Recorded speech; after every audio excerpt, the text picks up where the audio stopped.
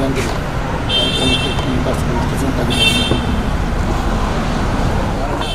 ನಮಗೆಲ್ಲರಿಗೂ ಗೊತ್ತಿದೆ, ನಾವು ಫೆಬ್ರವರಿ 14ಕ್ಕೆ ನಮ್ಮ ಜಮ್ಮು ಕಾಶ್ಮೀರ ಅಂತ ಒಂದು ಪುಲ್ವಾಮ ಪ್ರದೇಶದಲ್ಲಿ ಒಂದು ಬಾಂಬ್ ಸ್ಫೋಟ ಆಯಿತು. ಅದರಲ್ಲಿ ನಮ್ಮ CRPFನ ಒಟ್ಟು 44 ಜನ ಯೋಧರು ಜೀವ ಮರಣ ಹೊಂದಿದರು. ಅವರ ಒಂದು ನೆನಪಿಗಾಗಿ ನಾವು ಇವತ್ತು ಎಲ್ಲ ಸೇರಿದ್ದೇವೆ. ಈ ಒಂದು ಜಿಲ್ಲಾ ಕಮಾಂಡರ್ ಅವರು ಈ ಒಂದು ದಿನದಲ್ಲಿ ಅವರ ಬಗ್ಗೆ ಎರಡು ಮಾತನಾಡಲು ನಮ್ಮ ಮಾಜಿ ಸೈನಿಕರ ಅಧ್ಯಕ್ಷರಾದ ವಿಕ್ರಮರಾಜ್ ಕೋರಿಕೊಂಡಾಗ ಅವರು ದಯಮಾಡಿ ಒಪ್ಪಿಕೊಂಡು ಇವತ್ತು ಅವರು ನಮ್ಮಲ್ಲಿ ಜೊತೆಯಲ್ಲಿದ್ದಾರೆ. ಅವರನ್ನು ಗ್ರಾಹಕ ಪರವಾಗಿ ಅವರನ್ನು ತುಂಬೂರದಿಂದ ಅವರ ಅತಿಥಿಯಾಗಿರುವಂಥ ನಮ್ಮ ಮಾಜಿ ಸಂಘದ ಉಪಾಧ್ಯಕ್ಷರಾಗಿದ್ದ ಕ್ಯಾಪ್ಟನ್ ದೀಪಕ್ ಅಡ್ಡಂತೆ ಅವರನ್ನು ಕೂಡ ನಾನು ಸ್ವಾಗತಿಸ್ತೇನೆ. ಹಾಗೆ ನಮ್ಮ ಯಾವಾಗಲೂ ಕಾರ್ಯಕ್ರಮದಲ್ಲಿ ಉಪಸ್ಥಿತರಿರುವಂಥ ನಮ್ಮ ಲಯನ್ಸ್ ಕ್ಲಬ್ಬಿನ ಅಧ್ಯಕ್ಷರಾಗಿದ್ದ ವಿಷ್ಣುಮಯ್ಯ ಅವರು ಕೂಡ ಇದ್ದಾರೆ. ಅವರನ್ನು ಕೂಡ ನಾನು ಹಾಗೆ ಲಯನ್ಸ್ ಕ್ಲಬ್ಬಿನ ಕಾರ್ಯದರ್ಶಿ ಹೇಮರ್ ಅವರನ್ನು ಕೂಡ ನಾನು ಸ್ವಾಗತಿಸ್ತೇನೆ. ಲಯನ್ ಮೆಂಬರ್ ಅವರನ್ನು ಕೂಡ ಸ್ವಾಗತಿಸ್ತೇನೆ. ಹಾಗೆಲ್ಲ ಕಚೇರಿ ಸಿಬ್ಬಂದಿ ರತ್ನಾಕರ್ ಕೂಡ ಇದ್ದಾರೆ, ಅವರನ್ನು ಕೂಡ ಸ್ವಾಗತಿಸ್ತೇನೆ. ಹಾಗೆ ಮುಂದುಗಡೆ ಆಸನಾಗಿರುವಂಥ ಎಲ್ಲ ಗ್ರಾರಕ್ಷಕರು ಮತ್ತು ಎಲ್ಲ ಘಟಕಾಧಿಕಾರಿಗಳು ಕೂಡ ಸ್ವಾಗತಿಸ್ತೇನೆ. ಹಾಗೆ ಈ ಒಂದು ಸಂದರ್ಭದಲ್ಲಿ ಆ ವೀರ ಮರಣ ಹೊಂದಿದ ಅವರ ಬಗ್ಗೆ ಎರಡು ಮಾತುಗಳನ್ನು ಸನ್ಮಾನ್ಯ ವಿಕ್ರಮ್ ದತ್ ಅವರು ಮಾಜಿ ಸಂಘ ಅಧ್ಯಕ್ಷರು ಮಾತಾಡೋದು. ಕಳೆದ ಒಂದು ವಾರ 14 ತಾರೀಕಿಗಾಗಿದೆ. ಇವತ್ತಿಗೆ ಎಕ್ಸಾಕ್ಟ್ಲಿ ಒಂದು ವಾರ ಆಯಿತು. ಈ ಒಂದು ವಾರದಲ್ಲಿ 44 ಮಂದಿ CRPನ ಯೋಧರು ಮತ್ತು ಅದರ ನಂತರ ನಡೆದಂಥ ಆ್ಯಕ್ಷನ್ನಲ್ಲಿ 5 ಮಂದಿ, ಒಬ್ಬರು ಮೇಜರ್ ಮತ್ತು 4 ಮಂದಿ ಯೋಧರು. ಅದು ಅಲ್ಲದೆ ಮೊನ್ನೆ ತಾನೇ ನಮ್ಮ ಬ್ಯಾಂಗ್ಳೂರಿನಲ್ಲಿ ನಡೆದಂಥ ಒಂದು ವಿಮಾನ ದುರ್ಘಟನೆಯಲ್ಲಿ ಅಲ್ಲಿ ಕೂಡ ನಮ್ಮೊಬ್ಬರು ಬ್ರಿಗೇಡಿಯರ್ ಅಲ್ಲ ನಮ್ಮ ಏರ್ ಫೋರ್ಸ್ನ ಒಬ್ಬರು ಆಫೀಸರ್ ಕೂಡ ನಾವು ಕಳ್ಕೊಂಡಿದ್ದೇವೆ. ಸೊ ಈ ಒಂದು ವಾರ ನಮ್ಮ ದೇಶಕ್ಕೆ ಬಹಳ ಕರಾಳವಾದ ದಿನ. ನಾವೊಂದು ಅಂಶವನ್ನು ಗಮನದಲ್ಲಿಡಬೇಕಾಗ್ತದೆ. ಯಾಕೆ ಹೀಗೆ ಆಯಿತು, ಮುಖ್ಯವಾಗಿ ಕಾರಣ ಏನು? ನಮ್ಮಂಥ ಪ್ರಜ್ಞಾವಂತ ನಾಗರಿಕರು ಹಾಗೂ ನೀವೆಲ್ಲ ಇಲ್ಲಿದ್ದೀರಿ. ನಮ್ಮ ಒಂದು ನಾವು ಕೂಡ ಹಿಂದೆ ಯೂನಿಫಾರ್ಮ್ ಹಾಕಿದವರು, ಈಗ ನೀವು ಯೂನಿಫಾರ್ಮ್ನಲ್ಲಿದ್ದೀರಿ. ನಮಗೆಲ್ಲರೂ ಸೇರಿ ಈ ಒಂದು ನಮ್ಮ ದಕ್ಷಿಣ ಕನ್ನಡ ಜಿಲ್ಲೆಯಲ್ಲಿ ಜನರಿಗೆ ಸ್ವಲ್ಪ ಅರಿವನ್ನು ಮೂಡಿಸಬೇಕಾಗ್ತದೆ. ಆಂತರಿಕ ಭದ್ರತೆ, ನಮ್ಮ ಮೊನ್ನೆ ಏನು ನಡೆದಂಥ ಒಂದು ವಿಚಾರದಲ್ಲಿ ಆಂತರಿಕ ಭದ್ರತೆ ವಿಷಯ ಬರ್ತಾ ಇದೆ. ಆಂತರಿಕ ಭದ್ರತೆ ಕೇವಲ ಯೂನಿಫಾರ್ಮ್ ಹಾಕಿದವರು CRP ಇರಲಿ ಅಥವಾ ಹೋಮ್ ಗಾರ್ಡ್ ಇರಲಿ, ಪ್ಯಾರಾಮಿಲಿಟ್ರಿ ಮುಖ್ಯವಾಗಿ, ಅದಲ್ಲದೆ ಸರ್ಕಾರದ, ಇದು ಕೇವಲ ಅವರ ಕೆಲಸ ಅಲ್ಲ, ಎಲ್ಲ ಪ್ರತಿಯೊಬ್ಬ ನಾಗರಿಕನ ಒಂದು ರೆಸ್ಪಾನ್ಸಿಬಿಲಿಟಿ ಆಗಿರ್ತದೆ. ನಾನು ಮುಖ್ಯವಾಗಿ ಹೇಳುವುದಂದರೆ, ಮೊನ್ನೆ ಏನೋ ನಡೆದಂಥ ವಿಷಯ ಶ್ರೀನಗರದಲ್ಲಿ ಶ್ರೀನಗರದ ಹತ್ತಿರ ಆಗಿರ್ಬೋದು. ಇನ್ನು ಮುಂದೆ ಮಂಗಳೂರಿನಲ್ಲಿ ಆಗಬಾರದೆಂಬುದಾಗಿ ಏನಿಲ್ಲ. ಯಾಕೆಂದರೆ ನಮಗೆ ಗೊತ್ತಿರೋದಿಲ್ಲ ನಮ್ಮ ಹತ್ತಿರ ಯಾರಿದ್ದಾರೆ, ನಮ್ಮ ನೇಬರ್ ಯಾರಿದ್ದಾರೆ, ನೆರೆಕರು ಯಾರಂತ ಈಗಿನ ವ್ಯವಸ್ಥೆಯಲ್ಲಿ ನಮಗೆ ಪರಿಚಯ ಇರುವುದಿಲ್ಲ. ಸೊ ನಮಗೆ ಯಾವ ರೀತಿಯಲ್ಲಿ ನಮ್ಮ ಜನರನ್ನು ನಾವು ಒಂದು ಅರಿವು ಮೂಡಿಸುವಂಥ ಒಂದು ಕೆಲಸ ಆಗಬೇಕಾಗಿದೆ. ಎಲ್ರಿಗೂ ಲಯನ್ಸ್ ಇದ್ದಾರೆ ಇವತ್ತು, ಅವರ ಮುಖೇನ ಕೂಡ ಇಲ್ಲಿಯ ನಾಗರಿಕರಿಗೆ ನಾವು ಹೇಳಬೇಕಾಗ್ತದೆ. ನಮಗೆ ಏನಾದರೂ ಒಂದು ಸಂಶಯ ರೀತಿಯಲ್ಲಿ ಯಾವೊಂದು ವ್ಯಕ್ತಿ ಕಂಡು ಬಂದರೆ ಅಥವಾ ಏನಾದರೂ ಒಂದು ದೇಶದ್ರೋಹಿ ಚಟುವಟಿಕೆಗಳು ಕಂಡು ಬಂದರೆ ಖಂಡಿತವಾಗಿಯೂ ನಾವು ಅದನ್ನು ನಮ್ಮೊಳಗೆ ಇಡದೆ ನಮ್ಮ ಹತ್ತಿರದ ಯಾವ ಅಧಿಕಾರಿಗಳಿದ್ದಾರೆ, ಜನಪ್ರತಿನಿಧಿಗಳಿದ್ದಾರೆ, ಅವರಿಗೆ ಹೇಳಿ ಈ ದೇಶದಲ್ಲಿ ಯಾರು ರೆಸ್ಪಾನ್ಸಿಬಲ್ ಜನರಿದ್ದಾರೆ ಅವರಿಗೆ ಹೇಳಿ ಆದಷ್ಟು ಬೇಗ ಇಂಥ ಒಂದು ಚಟುವಟಿಕೆಯನ್ನು ಮಾಡಿದವರಿಗೆ ತಕ್ಕ ಶಿಕ್ಷೆ ಕೊಡುವಂಥ ಒಂದು ವ್ಯವಸ್ಥೆ ಈ ದೇಶದಲ್ಲಿ ಬರಬೇಕು. ಮುಖ್ಯವಾಗಿ ಅದು ಈಗ ನಮ್ಮ ದಕ್ಷಿಣ ಕನ್ನಡದಲ್ಲಿ ಆರಂಭ ಆಗಬೇಕು ಅಂತ ಹೇಳುತ್ತಾ, ಮುಖ್ಯವಾಗಿ ಈ ಒಂದು 50 ಮಂದಿ ಹುತಾತ್ಮರಾಗಿದ್ದಾರೆ ಕಳೆದ ಒಂದು ವಾರದಿಂದ. ಅವರ ಕುಟುಂಬಕ್ಕೆ ದೇವರು ಈ ಒಂದು ಕಷ್ಟವನ್ನು ಸಹಿಸುವಂತೆ ಮತ್ತು ಅವರಿಗೆ ಇನ್ನು ಮುಂದೆ ಈ 50 ಹುತಾತ್ಮರಿಗೆ ಅವರ ಆತ್ಮಕ್ಕೆ ಚಿರಶಾಂತಿ ಕೊಡಲಿ, ದೇವರು ಅವರಿಗೆ ಈ ಒಂದು ಕಷ್ಟವನ್ನು ತಡೆಯುವಂಥ ಶಕ್ತಿ ಕೊಡಲಿ ಅವರ ಕುಟುಂಬದವರಿಗೆ ಹೇಳುತ್ತಾ, ಮುಂದೆ ಇಂಥ ಒಂದು ಏನು ಆಯಿತು ಇಂಥ ಒಂದು ಇದು ಆಗಬಾರ್ದು ನಮ್ಮ ದೇಶದಲ್ಲಿ ಹೇಳುತ್ತಾ, ಇವತ್ತು ನಮ್ಮನ್ನು ನಮ್ಮ ಕಮಾಂಡೆಂಟ್ ಡಾಕ್ಟರ್ ಮುರಳಿ ಸರ್ ಕರೆದಿದ್ದಾರೆ. ಅವರಿಗೆ ದಕ್ಷಿಣ ಕನ್ನಡ ಮಾಜಿ ಸೈನಿಕರ ಪರವಾಗಿ ವಂದಿಸುತ್ತಾ ನಿಮಗೆಲ್ಲರಿಗೂ ಶುಭವಾಗಲಿ ಎಂದು ಹೇಳುತ್ತಾ ನನ್ನೆರಡು ಮಾತು. ಏನಂದರೆ, ಈ ಇನ್ಸಿಡೆಂಟ್ಸ್ ಆಗೋದು ಹೆಚ್ಚಾಗಿ ನೆಗ್ಲಿಜೆನ್ಸ್. ಆಪ್ರೇಷನ್ನಲ್ಲಿ ಆಗ್ತದೆ, ಈಗ ಪ್ಲೇನ್ ಕ್ರ್ಯಾಶ್ ಆಗಿ ಸಾಯ್ತಾರೆ, ಬಾಂಬ್ ಡಿಫ್ಯೂಸ್ ಮಾಡಲಿಕ್ಕೆ ಹೋದಾಗ ಆಗ್ತದೆ. ಆದರೆ ಈ CRPFನ ಇನ್ಸಿಡೆಂಟು ಅದು ನೆಗ್ಲಿಜೆನ್ಸ್. ನಾವು ಸ್ವಲ್ಪ ಎಚ್ಚರಿಕೆ ಇರಬೇಕು. ಯಾವಾಗಲೂ ನಮ್ಮ ಕೆಲಸ ಪರ್ಫೆಕ್ಟಾಗಿ ಮಾಡಬೇಕು. ಅದಕ್ಕೆ ಇಂಗ್ಲೀಷ್ನಲ್ಲಿ ಪ್ರೊಫೆಷ್ನಲಿಸಮ್ ಅಂತಾರೆ. ಆ ನಿಮಗೆ ಏನು ಡ್ಯೂಟಿ ಉಂಟು ಅದನ್ನು ಕರೆಕ್ಟಾಗಿ ನೀವು ಫಾಲೋ ಮಾಡಿದರೆ ಇಂಥ ಆಗುವ ಚಾನ್ಸಸ್ ಕಮ್ಮಿ. ನಿಲ್ಲಿಸ್ಲಿಕ್ಕೆ ಸಾಧ್ಯ ಇಲ್ಲ. ಯಾವನಾದ್ರೂ ಕಾರ್ ತಗೊಂಡು ಬಂದು ಬಾಂಬ್ ಇಟ್ಕೊಂಡು ಬಂದು ಹೊಡೆದ್ರೆ ನಿಮಗೇನು ಮಾಡಲಿಕ್ಕೆ ಆಗೋದಿಲ್ಲ. ಆದರೆ ಅದಕ್ಕೆ ಪ್ರಿಕಾಷನ್ಸ್ ಮುಂಚೆ ತಗೋಬಹುದು. ಅದು ಮುಖ್ಯವಾಗಿ ಮಾಡಬೇಕು. ನಾವು ಸರ್ಕಾರದ ಕಡೆಯವರು ಸ್ವಲ್ಪ ಗಮನ ಜಾಸ್ತಿ ಕೊಟ್ಟು ಇದನ್ನು ಅಭ್ಯಾಸ ಮಾಡಬೇಕು. ಸಡನ್ನಾಗಿ ನೀವು ಪ್ರೊಫೆಷ್ನಲ್ ಆಗಲಿಕ್ಕೆ ಸಾಧ್ಯ ಇಲ್ಲ. ಅದನ್ನು ರೆಗ್ಯುಲರಾಗಿ ಫಾಲೋ ಮಾಡಿಕೊಂಡು ನಾವು ಪರ್ಫೆಕ್ಟಾಗಿ ನಮಗೆ ಡ್ಯೂಟಿಯನ್ನು ಮಾಡಿದರೆ ಆಗ್ತದೆ. ಇಷ್ಟೇ ಒಂದು ಹೇಳಲಿಕ್ಕೆ ನಾನು ಇಷ್ಟಪಡೋದು. ಬಾಕಿದ್ದು ನಮ್ಮ ಕಂಡೋಲೆನ್ಸಸ್ ಇವರು ಲೈಫ್ ಸ್ಯಾಕ್ರಿಫೈಸ್ ಮಾಡಿದ್ದವರಿಗೆ ಥ್ಯಾಂಕ್ಸ್. ಅವರಿಂದ ಇದು ಜೀವನದ ಒಂದು ಭಾಗ.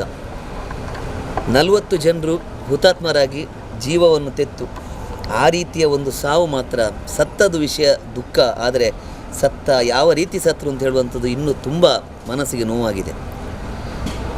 ನಾಗರಿಕರಾಗಿ ನಾವು ಯಾರನ್ನು ವೈಭವೀಕರಿಸಬೇಕು ಅವರನ್ನು ವೈಭವೀಕರಿಸ್ತಿಲ್ಲ. ಯಾರು ತಪ್ಪು ಕೆಲಸ ಮಾಡಿ ನಾನು ತಪ್ಪು ಮಾಡಿದ್ದೇನೆ ಅಂತ ಎದೆ ತಟ್ಟಿ ಹೇಳ್ತಾರೋ ಅವರನ್ನು ನಾವು ವೈಭವೀಕರಿಸ್ತೇವೆ ಅಂತ ಹೇಳುವಂಥದ್ದು ಇಲ್ಲಿ ನಾವು ನೋಡಬೇಕಾದ ವಿಷಯ. ಆ ಸಾವಿನಲ್ಲಿ ಕೂಡ ರಾಜಕೀಯ ಆಟ ಆಡಿ ಕೆಸರರ ಚಾಟ ಎರೆದು ಯಾವ ಜಾತಿ ಯಾವ ಧರ್ಮದರು ಅಂತ ಹೇಳುವಂತಹ ಒಂದು ಮಾತುಗಳನ್ನು ನೋಡುವಾಗ ನಾಗರಿಕರಾಗಿ ನಾವು ಸುಮ್ಮನೆ ಕೂತಾಗ ನಾವು ದೊಡ್ಡ we are the biggest culprits. ನಮ್ಮ ಜನನಾಯಕರುಗಳಿಗೆ ನಮ್ಮ ನಾಯಕರುಗಳಿಗೆ ಎಲ್ರಿಗೂ ಅವರು ಕೆಲವು ತಪ್ಪು ಮಾಡಿದರೆ ಅವರ ತಪ್ಪು ಏನು ಅಂತ ತೋರಿಸುವಂಥ ಕರ್ತವ್ಯ ನಮ್ಮಲ್ಲಿ ಏನಿದೆ ಅಲ್ಲಿ ಎಲ್ಲಿಯೋ ಒಂದು ಸ್ವಲ್ಪ ಲೋಪ ಆಗಿದೆ. ಹಾಗಾದ ಕಾರಣ ಈ ರೀತಿಯ ವಿಷಯಗಳಾಗ್ತಾ ಉಂಟು ಅಂತ ಹೇಳ್ತಾ 40 ಜನರ ಜೀವ ನಾವು ಮಾಡಲಿಕ್ಕೆ ಸಾಧ್ಯ ಇಲ್ಲ. ಆದರೆ ಜೀವನೋಪಾಯಕ್ಕೆ ನಮ್ಮಿಂದಾದ ಸಹಾಯ ನಾವು ಮಾಡಬೇಕು. ಒಂದು ಯೋಧ ಅಲ್ಲಿ ಯುದ್ಧ ಮಾಡಿದಾಗ ಅಥವಾ ದೇಶದ ರಕ್ಷಣೆ ಮಾಡಿದಾಗ ಕೇವಲ ಅವನ ಧರ್ಮ ಒಂದು ಮಾನವೀಯ ಧರ್ಮ, ಅವನ ಒಂದೇ ಉದ್ದೇಶ ದೇಶದ ರಕ್ಷಣೆ ಮಾತ್ರ ಆಗಿರ್ತದೆ. ಜಾತಿ ಮತ ಭೇದ ಅಂತ ಹೇಳುವಂಥದ್ದು ಅಲ್ಲಿ ಇಲ್ಲದಿರುವಂಥದ್ದು ನಾವಿಲ್ಲಿ ಸುಖದ ಸುಪ್ಪತ್ತಿಗೆಲ್ಲ ಅನುಭವಿಸಿ ಅದರ ಒಂದು ಅಲೆಯಲ್ಲಿ ತೇಲಾಡಿ ನಾವು ಮರೆಯುವುದು ಬೇಡ. ದೇಶ ಪ್ರೇಮ ಪ್ರಪ್ರಥಮವಾಗಿರ್ತದೆ. ಅದರಿಂದಾಗಿ ಯಾರಾದರೂ ಅದರ ಭಾವನೆಗಳ ಬಗ್ಗೆ ಆಟ ಆಡಿದರೆ ಖಂಡಿತವಾಗಿಯೂ ಅದಕ್ಕೆ ವಿರೋಧ ವ್ಯಕ್ತಪಡಿಸಿ ನಾವು ನಮ್ಮ ಪ್ರಥಮ ಕರ್ತವ್ಯ ಮಾಡಬೇಕು. ನಮ್ಮ ಮುಂದಿನ ಜನಾಂಗಕ್ಕೆ ಆ ಆದ್ಯತೆ ಏನುಂಟು, ದೇಶ ಪ್ರೇಮವೇ ನಮ್ಮ ಪ್ರಥಮ ಆದ್ಯತೆ. ಇಲ್ಲಿ ಕೂತಿರುವಂಥ ನಾಯಕರುಗಳಲ್ಲ, ದೇಶವೇ ನಮ್ಮದು, ಅದು ಶಾಶ್ವತ. ನಾಯಕರುಗಳು ಯಾವತ್ತಿಗೂ ಅವರ ಒಂದು ದೇರ್ ಓನ್ಲಿ ಟೆಂಪರರಿ ಅಂತ ಹೇಳಬೇಕು. ಅಲ್ಲಿ ಏನಾದ್ರು ಮನವರಿಕೆಯಲ್ಲಿದ್ದರೆ ಅದರ ತಪ್ಪು ನಮ್ಮದು, ಅದರ ಬಗ್ಗೆ ನಾವು ಕಾಳಜಿ ವಹಿಸಬೇಕು ಅಂತ ಹೇಳ್ತಾ ಈ ವೇದಿಕೆಯಲ್ಲಿರುವಂತಹ ಈ ಯೋಧರಿಗೆ ಮತ್ತೊಮ್ಮೆ ನಮಸ್ಕರಿಸುತ್ತಾ, ನಮ್ಮ ಲಯನ್ಸ್ ಕ್ಲಬ್ ಮಂಗಳೂರು ಅಂತಾರಾಷ್ಟ್ರೀಯ ಸಂಸ್ಥೆ ಆಗಿರ್ಬೋದು, ಆದರೆ ನಮ್ಮಲ್ಲಿ ಕಲಿಸುವಂಥದ್ದು ಯಾವತ್ತಿಗೂ ನಮ್ಮಲ್ಲಿ there is something called flag salutation. ದೇಶ ಪ್ರೇಮವೇ ನಿಮ್ಮದು ಪ್ರಪ್ರಥಮ ಆದ್ಯತೆ ಅಂತ ಹೇಳುವಂಥದ್ದು ಒಂದು, ಅದನ್ನು ಪರಿಪಾಲಿಸಲಿಕ್ಕೆ ನಾವು ಯಾವತ್ತಿಗೂ ಬದ್ಧರಾಗಿರ್ತೇವೆ. ಇಂತಹ ಕಾರ್ಯಕ್ರಮದಲ್ಲಿ ಮತ್ತೆ ನನ್ನನ್ನು ಕರೆದು ನನಗೆ ಮತ್ತೆ ಗೌರವ ಕೊಡ್ತಾ ಇರುವಂತಹ ನಿಮಗೂ ಡಾಕ್ಟ್ರಿಗೂ ಧನ್ಯವಾದ ಹೇಳ್ತಾ, ಅವರ 46 ಜನ ಏನು ಇಹಲೋಕ ತ್ಯಜಿಸಿದ್ದಾರೆ ಅವರಿಗೆಲ್ಲ ರೀತಿಯ ಅವರ ಆತ್ಮಕ್ಕೆ ಶಾಂತಿ ಕೊಡಲಿ. ಅವರ ಕುಟುಂಬಕ್ಕೆ ಅವರು ಏನು ಮಾಡ್ತಾ ಇದ್ದಾರೆ ನಮ್ಮ ಸರ್ಕಾರ ಸರಿಯಾದ ರೀತಿ ಸವಲತ್ತು ಕೊಟ್ಟು ಅವರ ಜೀವನೋಪಾಯಕ್ಕೆ ಒಂದು ದಾರಿದೀಪ ಆಗಲಿ. ಅದು ಮಾತ್ರ ಅಲ್ಲ, ಇದೀಗ ಕಾರಣರಾದವರು ಕೂಡ ಅದೇ ಜಾಗಕ್ಕೆ ಅವರು ಇನ್ನೊಂದು ಕಡೆ ನರಕಕ್ಕೆ ಹೋಗಬೇಕು ಅಂತ ಹೇಳುವಂಥ ಒಂದು ಪ್ರಾರ್ಥನೆಯನ್ನು ಕೂಡ ನಾವು ಮಾಡಬೇಕು. ನಮ್ಮ ರಾಜಕೀಯವಾಗಿ ಮಾತಾಡ್ತಿಲ್ಲ, ಏನೋ ನಮ್ಮ ನಾಯಕರಾದಂಥ ನಮ್ಮ ಪ್ರಧಾನಮಂತ್ರಿ ಏನಾದರೂ ಮಾಡ್ತಾರೆ ಅಂತ ಹೇಳುವಂಥ ಭರವಸೆ ಖಂಡಿತವಾಗಿಯೂ ಇದೆ. ಅದು ಅದು ಸರಿಯಾದ ರೀತಿಯಲ್ಲಿ ಆಗಲಿ, ಯಾರು ತಪ್ಪಿಸಿದ್ರೆ ಅವರಿಗೆ ಶಿಕ್ಷೆ ಆಗಲಿ ಅಂತ ಪ್ರಾರ್ಥನೆಯನ್ನು ಮಾಡುತ್ತಾ ಮತ್ತೊಮ್ಮೆ ನಿಮಗೆಲ್ಲ ನೋವಿನ ವಿಚಾರ. ದೇಶಕ್ಕಾಗಿ 44 ಮಂದಿ ಪುಲ್ವಾಮಾದಲ್ಲಿ ನಡೆದಂತಹ ಒಂದು ಏನು ಉಗ್ರವಾದಿಗಳ ಒಂದು ಬಾಂಬ್ ದಾಳಿ, ಆತ್ಮಹತ್ಯಾ ದಾಳಿಯಲ್ಲಿ ಜೀವ ಕಳೆದುಕೊಂಡಿದ್ದಾರೆ. ಬಹಳ ನೋವಿನ ವಿಚಾರ. ನಮ್ಮ ದೇಶಕ್ಕಾಗಿ ಅವರು ಜೀವ ತೆತ್ತಿದ್ದಾರೆ. ಆ ಬಳಿಕ ಈಗ ತಾನೇ ವಿಕ್ರಮ್ ದತ್ತ ಅವರು ಹೇಳಿದರು 5 ಮಂದಿ ಬಾಂಬ್ ಡಿಫ್ಯೂಸ್ ಮಾಡೋಕೆ ಒಬ್ಬರು ಮೇಜರ್ ಮತ್ತು 4 ಜನ ಸೈನಿಕರು, ಪ್ಲಸ್ 2 ದಿನಗಳ ಹಿಂದೆ ಬೆಂಗಳೂರಿನಲ್ಲಿ ವಾಯು ಪ್ರದೇಶದಲ್ಲಿ ಏನೋ ಮಿಗ್ ಅಪಘಾತ ಆಗಿ ಏನೊಬ್ಬರು ಪೈಲಟ್ ಅವರು ಜೀವ ತೆತ್ತಿದ್ದಾರೆ. ಇವರೆಲ್ಲ ದೇಶದ ಆಸ್ತಿ. ಯೋಧರು ಅಂದರೆ ನಮ್ಮ ದೇಶದ ಆಸ್ತಿ. ಒಬ್ಬ ಯೋಧನಿಗೆ ತಯಾರು ಮಾಡಲಿಕ್ಕೆ ಭಾಳಷ್ಟು ಟೈಮ್ ತೆಗೆದುಕೊಳ್ಳುತ್ತೆ. ಅವರು ಎಷ್ಟು ಟ್ರೈನಿಂಗ್ ಕೊಡ್ತಾರೆ ಅಂತ ಹೇಳಿದರೆ ನಮಗೆ ಇಮ್ಯಾಜಿನ್ ಮಾಡೋಕ್ಕಾಗಲ್ಲ. ಸುಮಾರು ವರ್ಷಗಳ ಕಾಲ ತರಬೇತಿ ಮಾಡಿ ಅವ್ರನ್ನ ದೇಶ ಸೇವೆಗಾಗಿ ನಾವು ಕಳಿಸುವಂಥದ್ದು.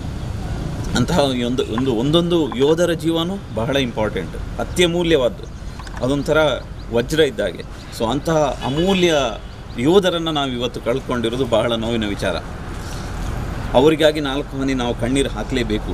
ಯಾಕೆಂತೇಳಿದರೆ ಇವತ್ತು ಸಂತಸದಲ್ಲಿ, ಖುಷಿಯಲ್ಲಿ, ನೆಮ್ಮದಿಯಿಂದ, ಶಾಂತಿಯಿಂದ ನಾವು ನಿದ್ದೆ ಮಾಡ್ತಾ ಇದ್ದರೆ ಅವರು ಗಡಿಯಲ್ಲಿ ಏನು ನಮ್ಮ ದೇಶವನ್ನು ರಕ್ಷಣೆ ಮಾಡ್ತಾರೆ ಅದು ಬಹಳ ಇಂಪಾರ್ಟೆಂಟು. ನಮಗೆ ಒಂದು ನೆಮ್ಮದಿಯ ಜೀವನವನ್ನು ಕೊಡಲಿಕ್ಕೆ ಅವರು ಎಲ್ಲವನ್ನು ಸ್ಯಾಕ್ರಿಫೈಸ್ ಮಾಡಿ, ತ್ಯಾಗ ಮಾಡಿ, ಅವರ ಕುಟುಂಬವನ್ನು ಬಿಟ್ಟು ಅವರು ದೇಶಕ್ಕಾಗಿ ಒಂದು ಸೇವೆ ಸಲ್ಲಿಸ್ತಾ ಇದ್ದಾರೆ.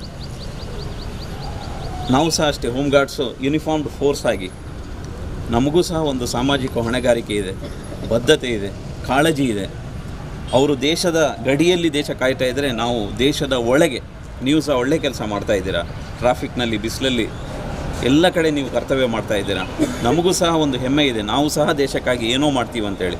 ಒಂದು ದೇಶ ಸೇವೆ ಅನ್ನೋದು ನಾವು ಗಡಿಯಲ್ಲಿ ಹೋಗಿ ನಿಲ್ಲಬೇಕು ಅಂತ ಏನಿಲ್ಲ. ನಾವು ನಿತ್ತಲ್ಲಿ ನಾವು ಏನು ಕೆಲಸ ಮಾಡ್ತೇವೆ ಅಲ್ಲಿ ಸಹ ನಾವು ದೇಶ ಸೇವೆ ಮಾಡ್ಬೋದು.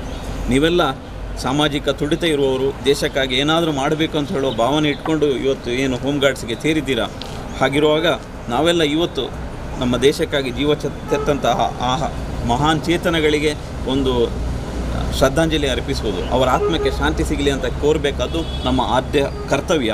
ನಾವೆಲ್ಲರೂ ಇಂತಹ ಕಷ್ಟ ಕಾಲದಲ್ಲಿ ಅವ್ರ ಜೊತೆ ಇದ್ದೇವೆ, ಅವರ ಕುಟುಂಬದ ಜೊತೆ ಇದ್ದೇವೆ. ಅವರ ಆತ್ಮಕ್ಕೆ ಸದ್ಗತಿ ದೊರೆಯಲಿ, ಅವರಿಗೆ ಅವರ ಕುಟುಂಬಕ್ಕೆ ಈ ನೋವನ್ನು ಭರಿಸುವ ಶಕ್ತಿ ದೊರಕಲಿ ಅಂತ ಉದ್ದೇಶದಿಂದ ನಾವು ಇವತ್ತು ಏನು ಶ್ರದ್ಧಾಂಜಲಿ ಕಾರ್ಯಕ್ರಮ, ಸುವರ್ಣ ನಮನ ಕಾರ್ಯಕ್ರಮ ಏನು ಇಟ್ಕೊಂಡಿದ್ದೇವೆ, ನಾವೆಲ್ಲರೂ ಅವರಿಗಾಗಿ ಪ್ರಾರ್ಥಿಸೋಣ. ನಾವು ಅವ್ರ ಜೊತೆ ಇದ್ದೇವೆ, ನಾವು ಸಹ ನಮ್ಮಿಂದಾದ ಒಂದು ದೇಶ ಸೇವೆ ಮಾಡೋಣ ಅಂತ ಒಂದು ಸಂಕಲ್ಪ ಇವತ್ತಿನ ಮಾಡೋಣ.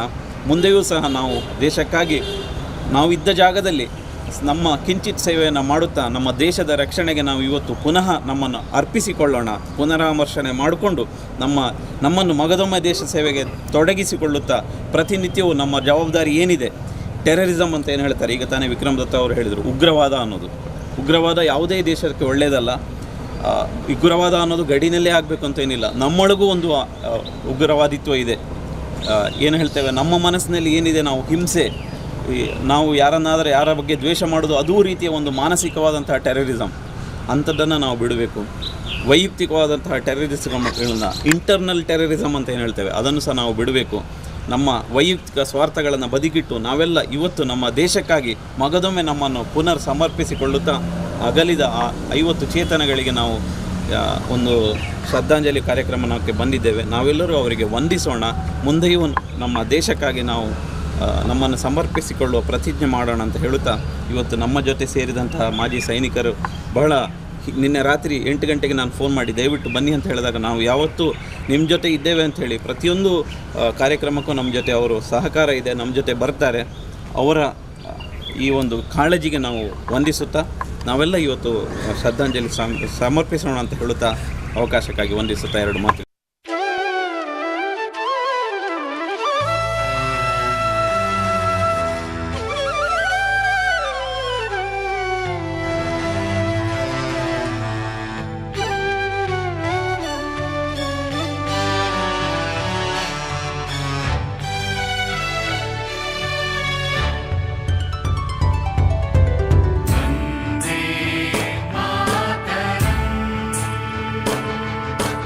ವಂದೇ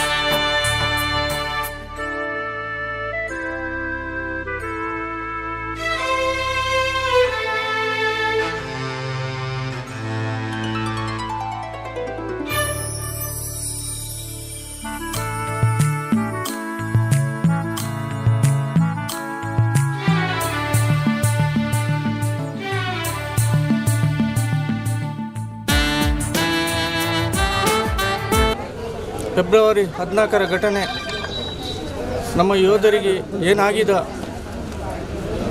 ಪಾಕಿಸ್ತಾನ ಟೆರರಿಸ್ಟ್ಗಳು, ಉಗ್ರಗಾಮಿಗಳು ಕುತಂತ್ರ ಮಾರ್ಗದಿಂದ, ಮೋಸದ ದಾರಿಯಿಂದ, ಕಳ್ಳತನದ ದಾರಿಯಲ್ಲಿ ಬಂದು ನಮ್ಮ ಯೋಧರನ್ನು, ನಮ್ಮ ದೇಶದ ಸಂಸ್ಕೃತಿಯನ್ನು ನಾಶ ಮಾಡುವಂಥ ಪ್ರಯತ್ನದಲ್ಲಿದ್ದಾರೆ, ಮಾಡ್ತಾ ಇದ್ದಾರೆ ಕೆಲವು ವರ್ಷಗಳಿಂದ. ಇದನ್ನು ಯಾವೊಬ್ಬ ಭಾರತೀಯನಿನ್ನೂ ಸಹಿಸಲ್ಲ. ಇವತ್ತು ಕಾಶ್ಮೀರ ಮಾತ್ರ ಅಲ್ಲ, ಸಂಪೂರ್ಣ ಪಾಕಿಸ್ತಾನ ನಮ್ಮದು ವಿಭಜಿತ ಆಗಿದೆ. ಸಂಪೂರ್ಣ ಪಾಕಿಸ್ತಾನ ನಮ್ಮ ಅಖಂಡ ಭಾರತಕ್ಕೆ ಸೇರಿಸುವ ಒಂದು ಚಿಂತನೆಯನ್ನು ಇವತ್ತು ಪ್ರತಿಯೊಬ್ಬ ಭಾರತೀಯನು ಇಲ್ಲಿ ಮಾಡಬೇಕಾಗಿದೆ. ನೋವಾಗ್ತಾ ಇದೆ ನಮಗೆ. ಅಡ್ಡದಾರಿಯಿಂದ ಬಂದು ಮೋಸದಿಂದ ನಮ್ಮನ್ನು ಕೊಳ್ತಾ ಇದ್ದಾರೆ. ನಾವು ಭಾರತೀಯರು ನಾವು ಹಾಗೆ ಮಾಡಲಿಲ್ಲ. ನಾವು ಎದೆಗೊಟ್ಟು ನಾವು ಹೋರಾಟ ಮಾಡಿದ್ದೇವೆ. ನಮ್ಮ ಸೈನಿಕರು ಹೋರಾಟ ಮಾಡಿದ್ದೇವೆ. ಸಂಪೂರ್ಣ ಪಾಕಿಸ್ತಾನ ನಮ್ಮದಾಗಬೇಕು. ಆ ರೀತಿಯ ನಿಟ್ಟಿನಲ್ಲಿ ನಾವು ಹೋರಾಟ ಮಾಡಬೇಕಾಗಿದೆ ಇವತ್ತು. ಜೈ ಹಿಂದ್. ಜೈ ಹಿಂದ್. ನಡೆದ ಘಟನೆಯಿಂದ ನಮ್ಮ ದೇಶ ಬಹಳ ಬೇಜಾರದಿಂದ ಇದೆ. ಯಾಕೆಂದರೆ ಇನ್ನು ಮುಂದೆ ಆದರೂ ನಮ್ಮ ದೇಶದಲ್ಲಿ ನಾವು ಇನ್ನಷ್ಟು ಯೋಧರು ಈ ಸೇನೆಯಲ್ಲಿ ಸೇರಿಕೊಂಡು ಯುದ್ಧವನ್ನು ಜಮ್ಮು ಕಾಶ್ಮೀರಲ್ಲ, ಇಡೀ ಪಾಕಿಸ್ತಾನವೇ ನಮ್ಮದಾಗಬೇಕು. ಆ ರೀತಿ ಯುದ್ಧವನ್ನು ಮಾಡಬೇಕು. ಈ ವಾರದಲ್ಲಿ ನಡೆದ 50 ಜನರ ಆತ್ಮಕ್ಕೆ ದೇವರು ಅವರ ಶಾಂತಿಯನ್ನು ಕೊಡಲಿ ಅಂತ ನಾವು ನಮ್ಮ ಹೋಮ್ ಗಾರ್ಡ್ಸ್ನ ಪರವಾಗಿ ನಾನು ಬೇಡ್ತಾ ಇದ್ದೇನೆ ಅವರ ಪರವಾಗಿ.